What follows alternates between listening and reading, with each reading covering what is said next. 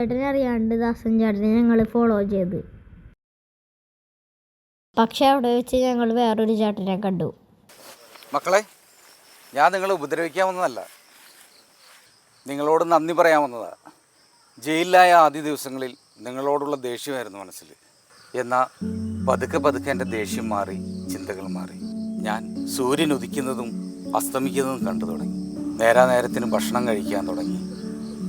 എൻ്റെ മക്കളെക്കുറിച്ചും ഭാര്യയെക്കുറിച്ചും ചിന്തിക്കാൻ തുടങ്ങി.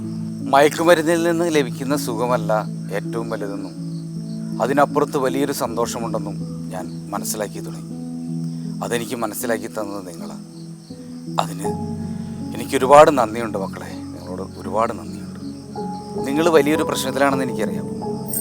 ജയിലിൽ നിന്ന് വന്ന് ഇന്നലെ വൈകിട്ട് ഞങ്ങൾ കൂടാറുള്ള പഴയ സ്ഥലത്ത് നിന്നു. അവിടെ എന്തെങ്കിലും കിടപ്പുണ്ടെങ്കിൽ അത് നശിപ്പിച്ച് കളയാമെന്ന് വെച്ച് നിന്നതാണ്. പക്ഷെ അവിടെ ചെന്നപ്പോൾ ഞാൻ കണ്ടത് ദാസൻ നിങ്ങളെ കൊടുക്കാൻ വലിയൊരു പ്ലാൻ ആസൂത്രണം ചെയ്തായിരുന്നു. അവനറിയാതെ ഞാൻ എൻ്റെ ഈ ഫോണിൽ അവൻ്റെ എല്ലാ കള്ളത്തരങ്ങളും പിടിച്ചിട്ടുണ്ട്.